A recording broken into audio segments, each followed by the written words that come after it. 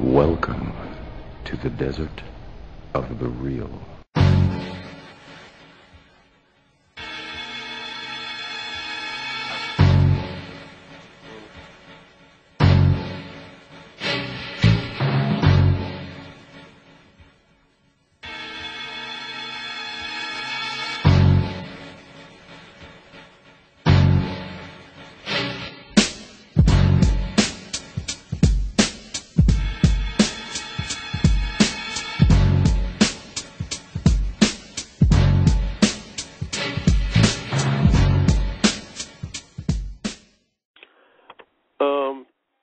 Reason why I came up with this topic, fam, is because,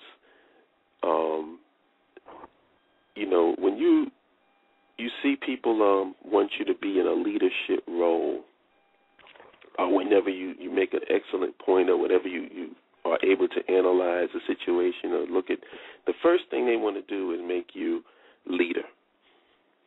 Mm. And that's why I posted a picture of the leader from Marvel Comics on Facebook. The leader, the big head. Yeah, because the leader's big head and he's green. Two very symbolic things, characteristics for that. But also what it is it's our constant need to make martyrs out of people. Right. And that's the main reason why, is that when you have a leader or somebody you can put out there as the person to represent this and that, and you're going to do.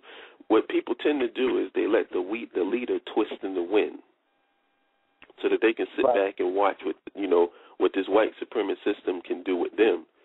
And then once they're gone and once they're dead, then they can sing songs, have holidays, praise them, and talk about, wow, that person was something else. Right. Right. And then in the meantime. Yeah, go ahead. No, I'm saying it's appropriate that you would have this show on the eve of, one of the most popular black leaders in America that they promote would be Martin Luther King. That you would have on his. So that's real appropriate, because he was put up as the leader and the martyr, and he gave his life for that. Right. Yeah, you know what, and it wasn't intentional too. I just happened, then I realized, oh wow, Martin Luther King Day is coming up, birthday, and I was like, but you're right, it is appropriate that people have this tendency to, and that's a perfect example too, because they'll put you out as a leader, and then when you're gone, whatever you were leading, so supposedly leading, stops. Because it wasn't never really about what you were saying and the principles about what you were talking about. It was about you. It was about your personal charisma.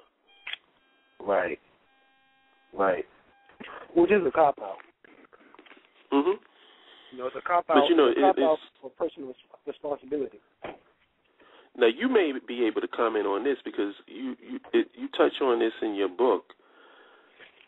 Do you think that the reason why these leaders, regardless of who they are, set themselves up in the position that they do, whether they say that they're prophets, whether they say that they're Mahdi's and reformers, and or whether they just are coming across as the main principal or charismatic person, do you think the reason why they have to approach, or they feel the need to approach our people like this, is based on our people adapting these foreign religious systems?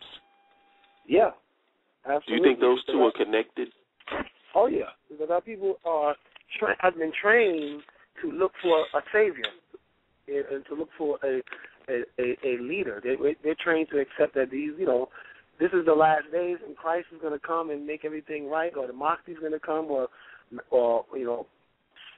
some savior, the alien is going to come, the mothership. Something is coming to take you or remove you from the condition that you're in. And so the leader, he just represents that in between. That guy, until Jesus comes, I'll settle for this guy. I'll settle for Obama until Jesus comes, or whoever the leader is. That especially that leader is a religious leader.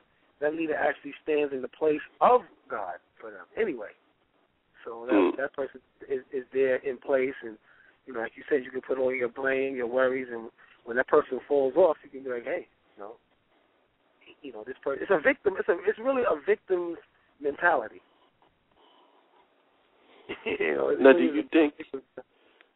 Now, do you think that we are being unfair with that? Because I don't see how anybody could say that that's not significant. When your spiritual belief system is based upon some guy coming back to save the world, how you don't feel that bleeds into your everyday ideology in terms of what you see as problem solving.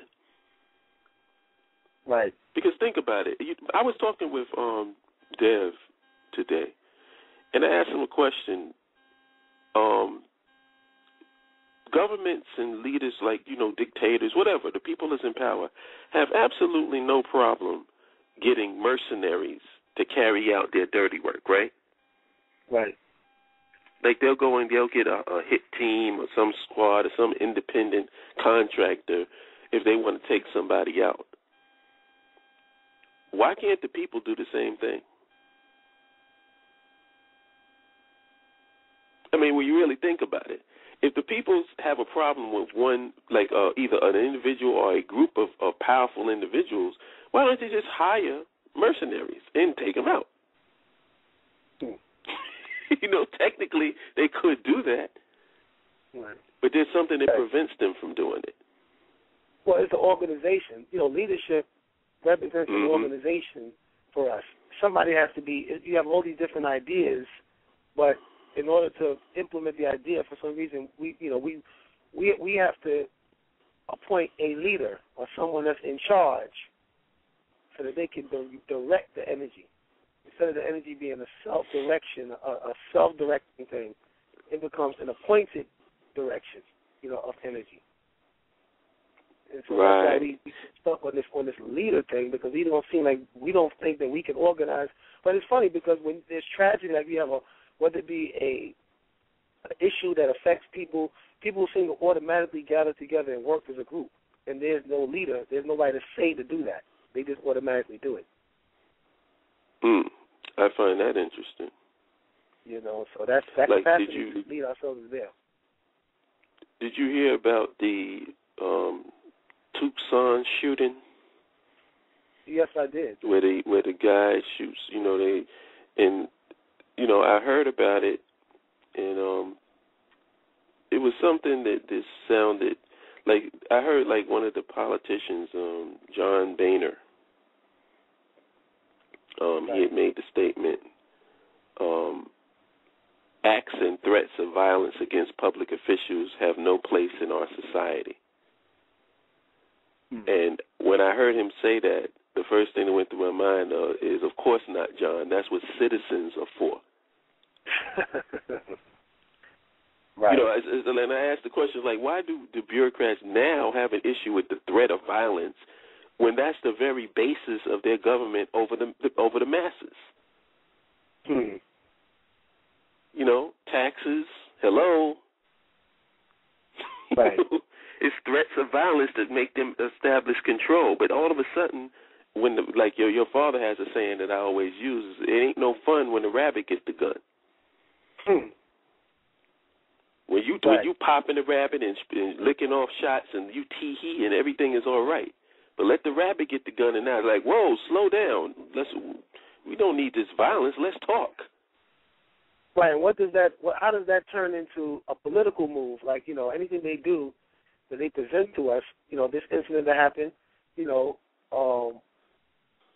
now because of that incident and because they have profiled the mind of the individual madman, what laws are they going to put into place to erode our privacy and our liberties even further, and under the guise of protecting public officials?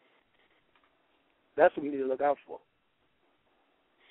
Yeah, everything is politically motivated when it comes to these people, and just to get back to what I was talking about with the leaders, that martyrdom we have this tendency, and I cannot believe. I would love if Kamal is there for him to call in, because this is another thing. You and him deal with this spiritual aspect of this. But this whole concept of a martyr, this person that has to die on the cross for your cause, that is unrelated to Christianity, huh? I mean, that's why I say, am I being unfair by drawing a parallel between those two things? Right. You got to die to be. You know, even on the mundane level. Biggie Smalls wrote a song, "You're nobody till somebody kills you." You know, that's a song called that. You know, you're not legit. You're not. You know, Martin Luther King would have a federal holiday if he didn't take that bullet. And then they could point to him and point to the message and all that, and then leave him in martyrdom, leave the civil rights movement really on his shoulders. Right. You know, so when he dies, that concept should die along with him. And that's what usually happens. Every movement we've had, you know, like Marcus Garvey, Malcolm X, different types of movements, Noble Drew Ali, Elijah Muhammad. It seems like once these individuals are gone, whatever the movement was that they were involved in stops. And then what we get from now on is, you know, sacred cows, worshipers. Right. Or split. So now we're going to remember, every little syllable that these people uttered, and we're going to spit it back out, and we're not going to go and move forward. It's like I said before, if Jimi Hendrix, if anybody has ever read about Jimi Hendrix and his musicianship, he was always about innovation and about doing things different. So if he was to come back today and see that people are still playing Purple Haze, he would be like, what the hell? He said, y'all didn't take shit to the next level? Yeah. He said, I did everything that I could. And this is like, I'm paraphrasing, but he had said this, that he said, I've done everything that I could think to do in terms of this, you know, guitar and what you can do with the instrument. He said, now it's up to somebody else to take it and go to the next level. Right.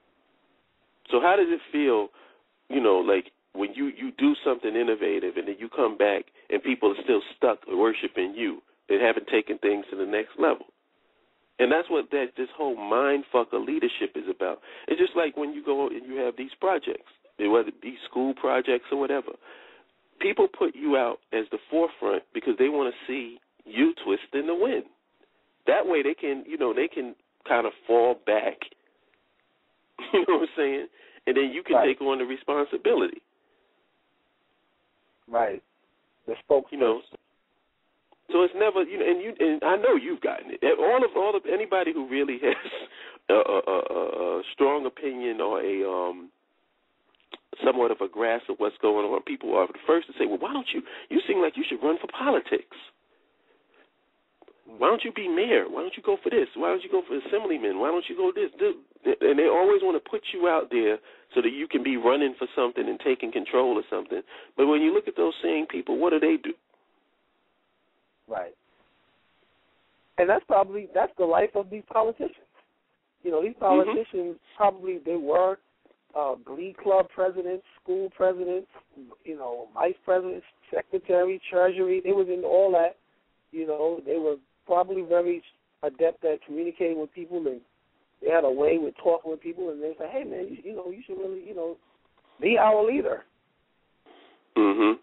And they go and become the leader, and they realize that the people don't really care about them individually. They was only used as scapegoats, and then they end up turning and they'll turn themselves over to big business and make money and be like, you know what? To hell with the people. I'm gonna get mine. It's like y'all trying to get yours off of me.